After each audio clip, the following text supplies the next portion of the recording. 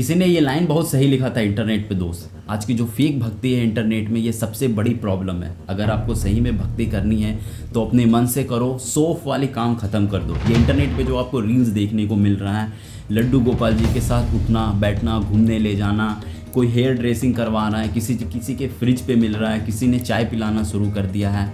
एक बार को तो देख के ऐसा लगता है कि सही में जो लड्डू गोपाल जी हैं उनके साथ इनकी बहुत बड़ी आस्था है, कितने बड़े फ़ैन फॉलोवर हैं और कितना ज़्यादा पसंद करते हैं, मानते हैं कि ये चीज़ें सही है।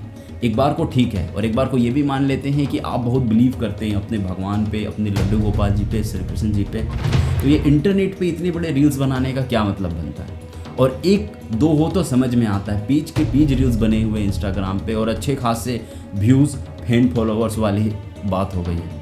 एक बार को सोच के लगता है कि श्री कृष्ण जी कोई प्रोडक्ट थोड़ी हैं जो आप बेचने के लिए चले आए हो इंटरनेट पे। एक लाइन मैं कृष्ण जी के यहाँ पे बताना चाहूँगा कि अगर आपका मन शांत है तो ये सबसे बड़ा धन है, और अगर मन शांत नहीं है तो बड़ा मुश्किल हो जाएगा आपके लिए बाहर में सर्वाइव करना। ये चीज़ अगर आपको समझ में आ रही होती तो ये बिहेवियर इंटरनेट पे देखने को नहीं मिलता। एक पे सवाल उठता तो चलो सही होता है, एक दो कंटेंट होते तो भी बात अच्छा लगता है, लेकिन यहाँ पे एक नहीं लंबी लंबी रील्स बनी हुई है जो ये चीज़ें दिखाती है कि एज अ प्रोडक्ट अब श्री कृष्ण जी बिकने लगे। और यही सबसे बड़ी प्रॉब्लम है। हमारा देश तो ऑलरेडी फेक गुरुज जैसे से लोगों से जुड़ा हुआ है, जिसमें इतने बड़े इन्फ्लुएंस है जिन पे कोई सवाल जवाब नहीं कर सकता। और अभी यही चीज़ इतनी बड़ी प्रॉब्लम बन गई है कि इस क्वेश्चंस का आंसर देना बहुत इंपॉर्टेंट है। आइए मेरे साथ बने रहिए इस वीडियो में, एक बार इस टॉपिक को थोड़ा अच्छे से समझने की कोशिश करते हैं। आखिर हालात क्यों इतनी ज़्यादा ख़राब होते दिख रहे हैं, वीडियो शुरू करते हैं। हालांकि ये बात अगर बहुत यंगस्टर्स को पता होगी तो लॉकडाउन में बहुत अच्छे से रामायण चलाया गया था और ये वर्ल्ड वाइड सबसे वॉच की गई दूरदर्शन की सीरीज़ थी, जिसमें हम लोगों ने श्री कृष्ण जी के बारे में सीखा। जो लोग नहीं जानते थे वो भी अच्छे से समझे, सक्सेस, फेलियर, मोटिवेशंस, मैनिपुलेशंस और कैसे पूरा गेम चलता है। और हर जगह गीता से लोगों को बात सिखाया जाता है। कितनी बेहतरीन चीज़ लगती है हमारे लाइफ को इम्प्रूव करने के लिए। लेकिन जब हम इनका फ़ैन हो जाते हैं इस यंग एज में, चाहे वो यंगस्टर में लड़के हो चाहे लड़कियाँ हों, तो हालात इंटरनेट पे ऐसे ही देखने को मिलती है। उन्हें नहाना, खिलाना, पिलाना, चाय पिलाना, बीच पे ले जाना, मार्केट में फैशन के लिए लेके जाना, इनके हेयर क्लीनिंग करवाना, गाड़ी में घुमाना, ये एक भद्दा तरीका हो गया इंटरनेट पे किसी भी चीज़ को प्रेजेंट करने की। और अब जो चीज़ें हो रही है इंटरनेट पे, ये मार्केटिंग्स की बातें आ गई, फ़ैन फॉलोवर्स और उसके बाद पैसा।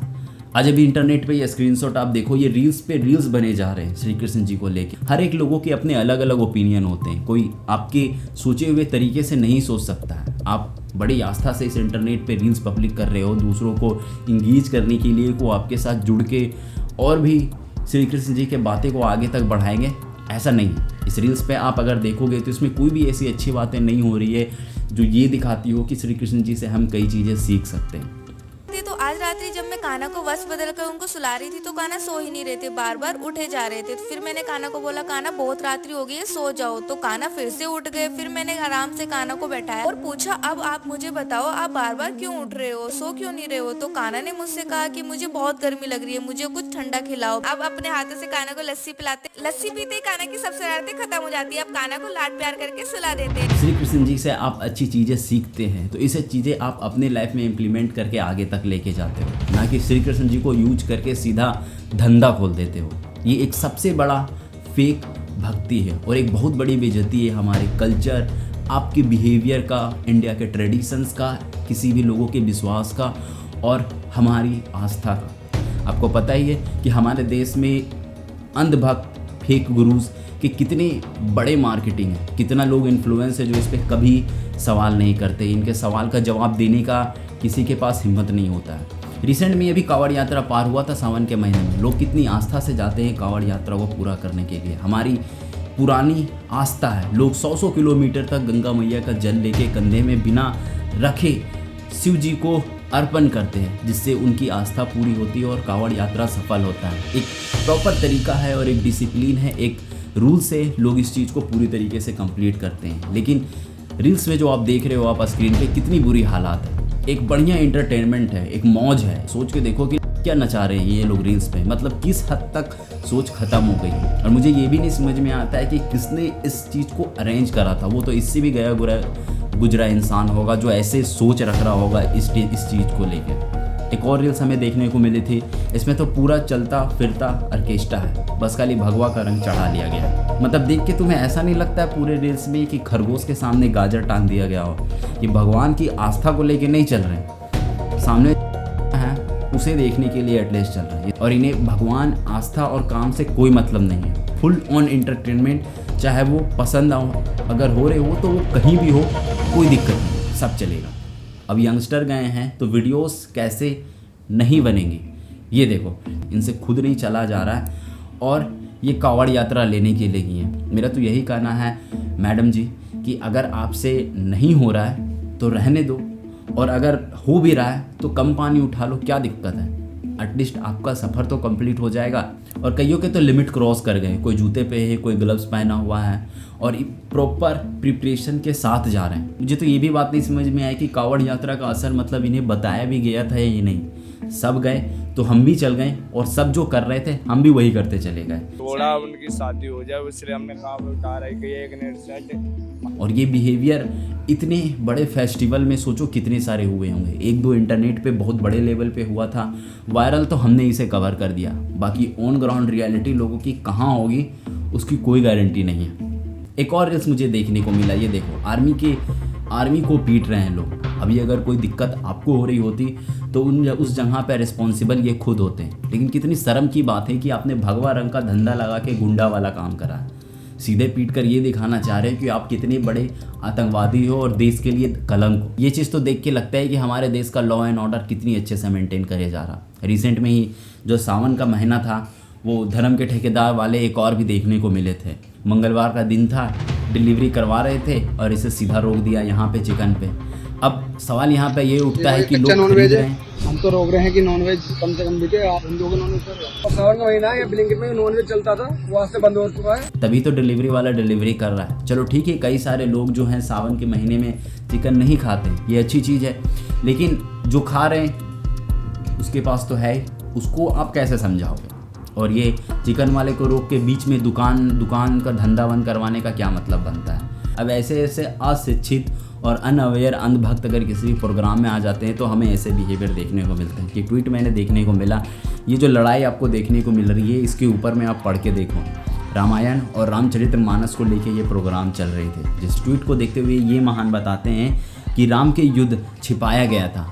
अब राम को किसने अच्छे तरीके से धुना, वो चीज़ ये देखने को मिलता है। अब नीचे आप कमेंट सेक्शन में जाके देखोगे तो लिखा था राम की तो हवा निकल गई और हनुमान जी तो दलित हैं। ये ट्विटर पे पोस्ट एक और मुझे मिला था जहाँ पर दो लोग लड़ रहे हैं जय जगन्नाथ और जय श्री राम को लेके। बीजेपी वाले जय श्री राम लेके बोल रहे हैं और दूसरा वाला जय जगन्नाथ जो टीएमसी का झंडा लेके लड़ रहा है।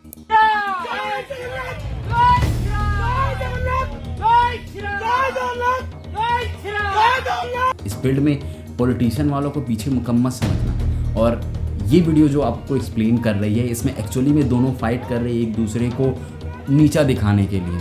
जय जगन्नाथ जो कर रहे हैं वो सीधा दिखा रहे हैं कि वो कितने आगे। इवन दूसरा बीजेपी वाला भी इसी काम को दिखाना। और इन दोनों के बीच में इस ट्विटर में जो बात लिखी गई वो सबसे सही थी। ट्विटर को मैं थोड़ा सा आपको जूम करके दिखाता हूँ। इसमें देखो, एक्चुअली में जय जगन्नाथ और जय श्री राम कोई भगवान का नाम नहीं बचा है, ये पॉलिटिकल वर्ड्स है जो एक दूसरे को कॉन्फ्लिक्ट में लाने की कोशिश कर रहा है। इस पोस्ट के ही नीचे किसी ने बहुत अच्छा एक लाइन लिखा था, हमारे राम श्री कृष्ण जी के अगेंस्ट हो गए, शिव विष्णु के अगेंस्ट है, ब्राह्मण दलित के अगेंस्ट है और हमारा कन्नड़ लैंग्वेज वो हिंदी के अगेंस्ट है। मतलब सीधी सी बात है कि हम सीधा हिंदूज़ को डिवाइड कर रहे हैं, चाहे वो किसी पॉलिटिकल वर्ड से हो या किसी भगवान के नाम से हो। मुझे इस वीडियो में यही समझ में नहीं आया कि मेरे भाई अपने कपड़े, जूते, चप्पल, बगल की सड़क और अपनी स्थिति देखो। पढ़े लिखे तो तुम नहीं हो गए, ये बात बहुत अच्छे से पता है, लेकिन बगल में जो तुम्हारी स्थिति है, लोगों की हालात इतनी ख़राब है, जरा उस पर नज़र डालो। तुम्हारे पैर पे तो चप्पल भी सही से नहीं होगा, सड़क पे अगर गिर गए तो पानी से तुम्हारा मुंह काला हो जाएगा और उसके बाद इलाज कराने के लिए हॉस्पिटल्स के पास तुम्हारे पास पैसे तक नहीं होंगे। फटे कपड़े तो तुम पे दिख ही रहे हैं और फालतू में पॉलिटिशियन का धंधा लगाने के लिए तुम यहाँ पे झंडे लेके लड़ रहे हो। और अगल बगल की गंदगी के हालात देख लो क्या हो रखा है। ऐसे लग रहा है जैसे गली में सड़क में कुत्ते लड़ रहे होते हैं। वैसे तो आपकी तो आदतें दिख रही हैं, उसके फ़ायदे की बात है। यहाँ पे कोई भी पॉलिटिशियंस अपने इस पॉइंट पे सवाल नहीं उठा सकता है कि किसी भी पॉलिटिकल पार्टीज़ में किसी भी रिलीजन के झंडे, फ्लैग और नाम को लेके आप डिबेट नहीं कर सकते हैं, क्योंकि जितनी ज़्यादा कॉन्फ्लिक्ट होगी, जितने ज़्यादा झगड़े होंगे, उसे उतना अच्छा टूल बनाया जाएगा अपने पार्टीज़ में इंगेजमेंट बढ़ाने के लिए। हालांकि इनको देख के तो बस एक ही लाइन याद आता है, 4 दिन की ज़िंदगी फिर वही अंधेरी रात है। सवाल इस बात पे पूरा कि जो आप कंटेंट इंटरनेट पे जैसे प्रेजेंट कर रहे हो ये बिकेंगे, और ये बिकने के बाद कुछ चंद फैन, फॉलोअर्स, व्यूज़ और पैसे के लिए बहुत बड़ी आस्था पे असर पड़ता है। कृष्ण भगवान को लेके हर एक लोग अवेयर हैं, हर एक लोगों की अपनी आस्था और अलग अलग बिलीव है। कहीं ना कहीं जाके ये किसी झगड़े का कारण बन जाएगी। हर एक लोगों के अपने ओपिनियन इंटरनेट पे आएंगे और कुछ अच्छा और कुछ ख़राब होगा, उसके बाद फिर से वही मसाला बनेगा। कहने का मतलब ये है कि आपकी आस्था अपनी जगह पे बेहतर है। ये फालतू का धर्म का धंधा और फेक भक्ति वाली चीज़ें मत करो, जिससे एटलीस्ट दूसरों को तो प्रॉब्लम ना हो। खैर सवाल तो ये भी रह जाएगा आपके साथ कि इंटरनेट पे ये चीज़ें पब्लिक क्यों कर रहे हो, और अगर पब्लिक कर रहे हो तो अच्छी चीज़ें पब्लिक करो जिससे लोग ज़्यादा इंगेज्ड हो और एक बेहतर अच्छा मैसेज दूसरों के साथ पहुँचे। ये उठना, सुतना, खाना और इसके बाद घुमाने ले जाना, बीच पे नहलाना, फ्रिज में मिल जाना, ये क्या है? मतलब ऐसा तो हमने भी कहीं नहीं देखा अपने रियल लाइफ में होते हुए, और अगर आपके साथ हो रही है तो इसे छिपा के अपने घर के पास रखो, बहुत अच्छी बात होगी। मेरे जितने भी व्यूअर्स हैं दोस्तों, उसका बस एक ही बात कहना है मुझसे कि जो ये इंटरनेट पे ऐसे भी फेक गुरुज़, फेक भक्ति करने वाले लोग हैं, इससे एटलीस्ट बचो, इसे अपोज करो और इसके कमेंट सेक्शन में एक बात ज़रूर लिखो कि ऐसी चीज़ें बंद करो। हम और आप जैसे लोग भी श्री कृष्ण जी को बहुत अच्छे से समझते हैं। एक स्टूपिड काम करने से बेहतर है कि काम मत करो, जिससे एटलीस्ट भगवान की आस्था पे तो कम असर पड़ेगा। इस वीडियो का पूरा मकसद मेरा यही है कि इस बात को समझा जाए कि किसी भी चीज़ की अपनी लिमिट होती है, एक दायरा होता है जिसमें वो बहुत बेहतर होता है। हम मंदिर पे जाके नाच नहीं सकते, मंदिर भगवान का घर है, वहाँ अच्छी चीज़ें सीख के वापस आ सकते हैं, जिससे ये घटिया आदतें हमें नहीं लगेंगी। और यही चीज़ श्री कृष्ण जी के हिस्ट्री से हमें सीखने को मिलती है। बात को समझना बहुत ज़रूरी है। ये कोई बहुत बड़ी कॉन्फ्लिक्ट नहीं है, एक छोटी सी समझ है जो आपके अनएजुकेशन होने का कारण बनाती है। मेरे वीडियो से अगर आपको बात समझ में आती है तो इस चीज़ को बंद करना ही एक बेहतर डिसीजन होगा। अभी के लिए इस पॉइंट को हम लोग यहीं पे ख़त्म करेंगे दोस्त। बस इतना ही कहना है कि बंद कर दो ऐसी भक्ति, इसमें कोई फ़ायदा नहीं है आपका, आपकी बेइज्जती ही होगी बाज़ार में। तब तक के लिए बहुत बहुत धन्यवाद आप सभी का। जय श्री कृष्ण।